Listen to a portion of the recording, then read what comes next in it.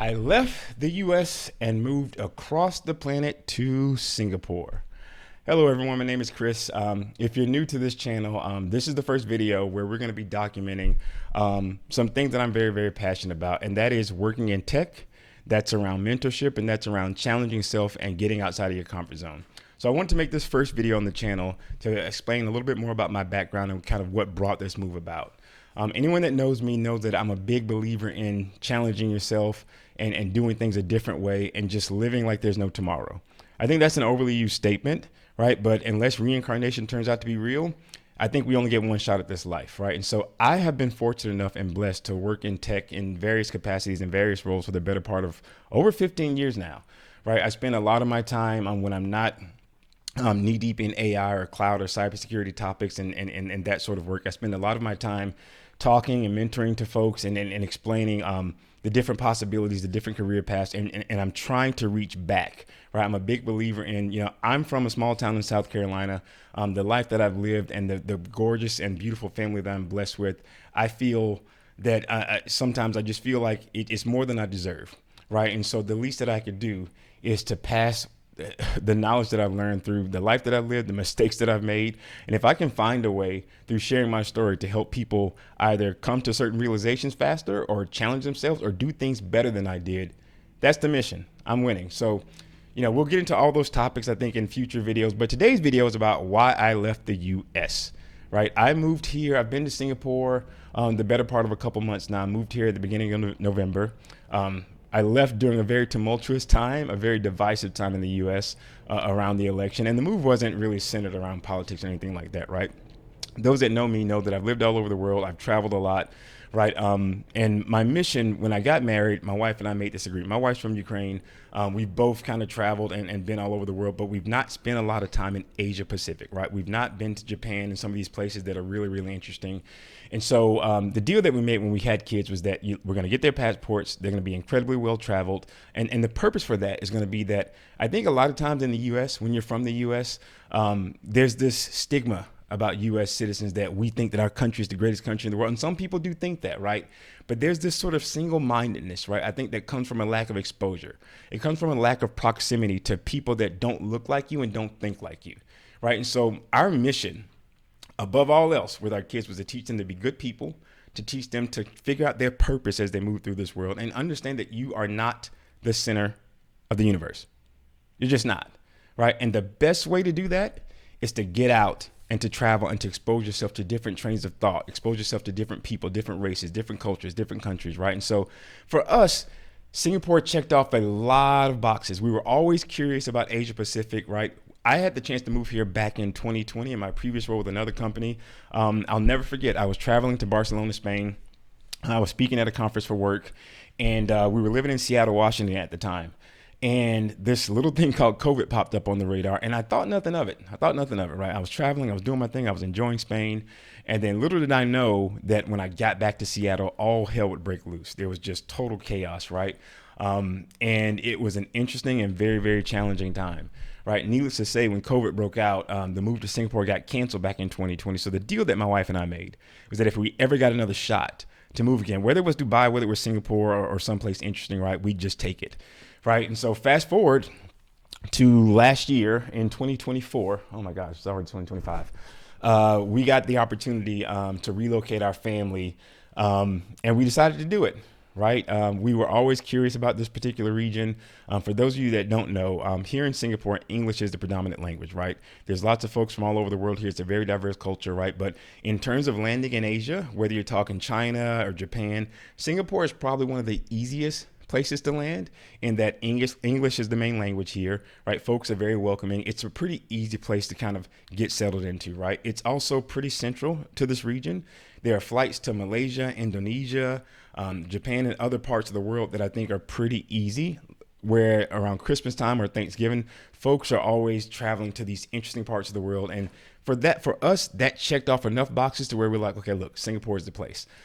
Second reason, so the first reason we moved here was curiosity. We were curious about this part of the world. We'd both never been, right? I talk to a lot of people and, even if they're considering moves inside the US, they overanalyze it. they do things like, okay, well, maybe it's not the right time, or maybe I've got to have these ducks in a row. I've got to get this checklist ready, maybe next year, right? And then next year turns into maybe in a couple of years, right? And then in a couple of years just turns to never, right? And so for us, we have 2 dogs, 2 German Shepherds, a Maine Coon cat, which is giant, if you know anything about these cats. I've got 2 kids, so it was a very difficult move, right? But for us, it was a no-brainer, right? Now, there are choices that we made in our lives. My wife and I both work in the field of tech, where we've been very blessed to be able to kind of afford to just live a very, very comfortable and a very unique lifestyle. But that's come through lots of sacrifices, come through lots of hard work, right? You'll hear me talk on this channel about past jobs that I've had. I worked in the service industry for a while. I can't even write down the number of places that I've worked. I've been working since I was 12 years old, right? And pretty much not taking a break, right?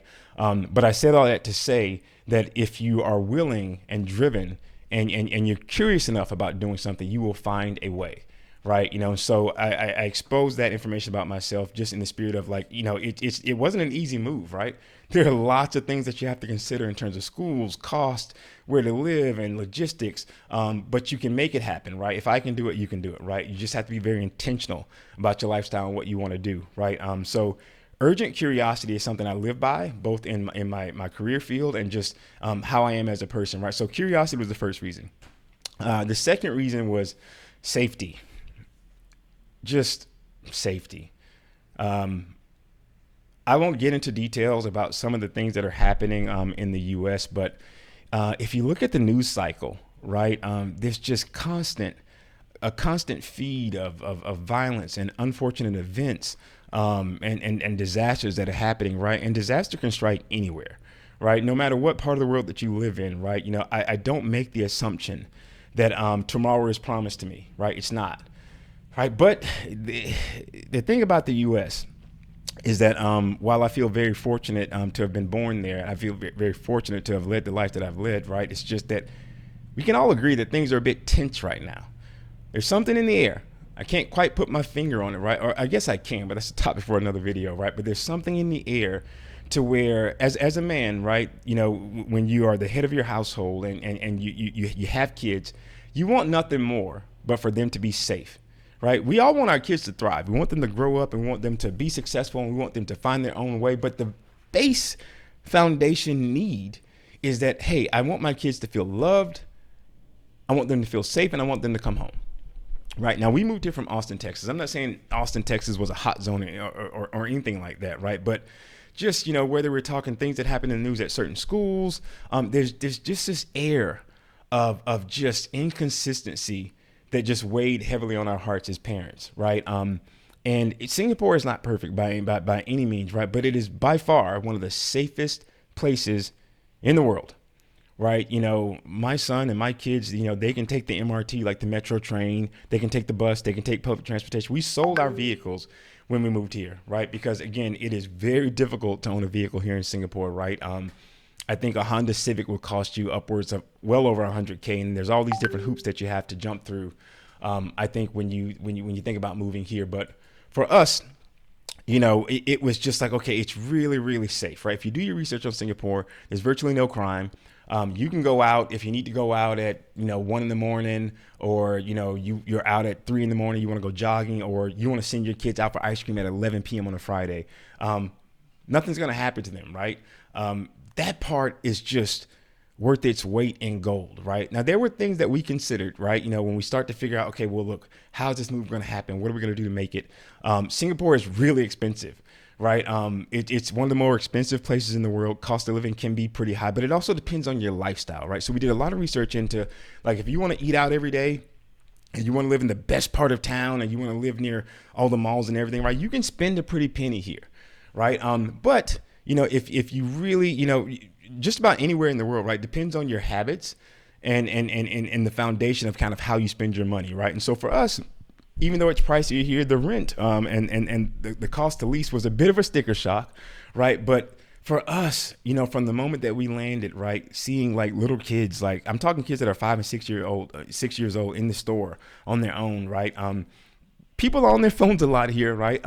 But I think that the comfortability that people feel as you see them navigating and walking through the main and the densely populated tourist areas and everything is that people don't really pay attention to their environment because they feel safe, right? So safety has been huge for us, right? We feel like our son, he's on his basketball journey. He's playing on a couple teams here, right? And so within a day of moving here, he was in the gym. He was working. I think he played his first game with his travel team, I think within 24 hours of moving here, right? Whereas back in the U.S., right, if we need to train together, if I want to train my son, I'm getting up at 5:30 a.m. I'm taking him to tournaments. I'm taking him to games. Whereas here, selfishly, I get a little bit more of my time back. And he just gets up and he can get himself using public transportation to where he needs to be. That is worth its weight in gold. It's worth its weight in gold, right? My daughter, who is 9 years old, right? She's navigating the public transportation system and figuring things out, right? And school just started for our kids, right? But just the fact that we can wake up and our kids can go on an adventure on their own and we don't feel the worry that, okay, are they going to make it back home? Do I need to be around them? Do I need to watch them like a hawk? That part is worth its weight in gold. It's worth the increased cost of living, right? So safety and family was a big part of why we felt coming to Singapore was the right move for our family, right? As you start to think about other parts of Asia, whether we're talking the Philippines, whether we're talking Vietnam, Thailand, China, Singapore is probably the easier entry point into Asia. And so that part was not lost on us, right? It was a very, very conscious decision, but it felt right. I think, and right up until the time that we were about to move, right, we had a lot of folks that were just like, well, hey, Singapore is expensive, right? Or, hey, that it's illegal to chew gum in Singapore, or, hey, it's illegal to pee in an elevator in Singapore. And therein lies the rub. Therein lies the rub, right?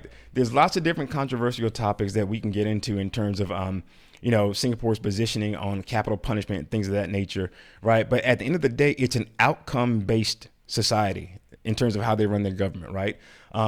Do not run afoul of the law, right? And you'll be fine, right? I don't miss gum. I like gum just as much as the next person, right? But let me give you context, because context matters, right? And so some folks would say, oh, well, you can't eat and drink on the subways there, right? If you go to New York City, right, those of you that have spent time in New York City or some of the larger cities, you'll know that, cleanliness can be a bit of a struggle, right? In terms of, whether we're talking lawlessness or whether we're talking like feeling safe when you're navigating public transportation. I know for a fact that in Austin, we didn't take public transportation, right? And most cities that I've lived in, you really don't do a whole lot of public transportation. New York, I think, is an exception, but even navigating the subway in New York can be an adventure all of its own. We've all seen certain events in the news where unfortunate things have happened to folks, right? And so when you start to think about, if you're thinking about it in a shallow perspective, you're just like, oh my God, like how controlling is this government, right? You can't chew gum, but there are reasons why you can't chew gum. There are reasons why when you get past a certain point and you're taking the metro, you're not allowed to eat or drink. It's because it's clean.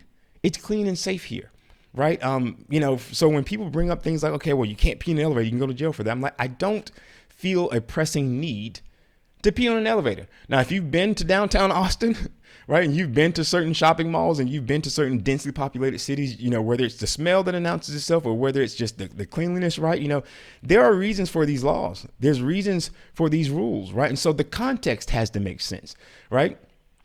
No one's perfect, right? And so, again, I think the amount of times I've seen police officers here has been maybe 2 times at most, right? Because crime is always going to be a thing no matter where you live in the world, but it's just virtually non-existent here. And that part is just worth its weight in gold to us. So if to move here and to enjoy a clean city, to enjoy efficient public transportation, to enjoy the fact that I can go to a public restroom at any point in time and it's clean and it's well managed, to enjoy the fact that, okay, when I'm moving out and I'm taking the bus or I'm taking Grab, which is Singapore's version of an Uber, I don't have to worry about an irate driver. I don't have to worry about crime or things happening, right? That is worth it. That's worth it. Right. I think sometimes, Americans just become so obsessed with like, well, it's my right to do this. It's my right to do that. They forget that there's a cause and there's an effect. Right. So for us, it has just been a phenomenal journey. And we're going to talk about that. Right. So there's going to be videos of me navigating different areas of Singapore. Right. We'll probably spend the first 6 months or so. We've done a lot of tourist activities here as we've got to know the city. Right. But as I've mentioned, right, we're going to be going to Malaysia. We're going to be going to Indonesia. We're going to be going to Thailand, right? My son's going to be playing basketball in these different parts of the country, these different parts of the world. I'm going to be working in these parts of the world as well as my wife, right? We both, for the nature of what we do, it's going to allow us to travel all over Asia and all over the world. And so I'm going to be documenting that journey with you, right? But when it comes to, thinking about, I talk to so many people right? And people complain, right? No matter which side of the political fence that you land on, a lot of times, for me, my challenge to myself and to others is that, before you complain about your life, understand and be appreciative and thankful for the things that you have, right? But I'm a big believer in changing the paradigm or shifting the paradigm. If there is something about your life that you don't like, whether it's the area that you live in, whether it's the job, right? Or whether it's the people that you hang around, the people that the company that you keep, you have the power to do something about it. Right. My motto over the past decade or so, most of my adult life has been just move.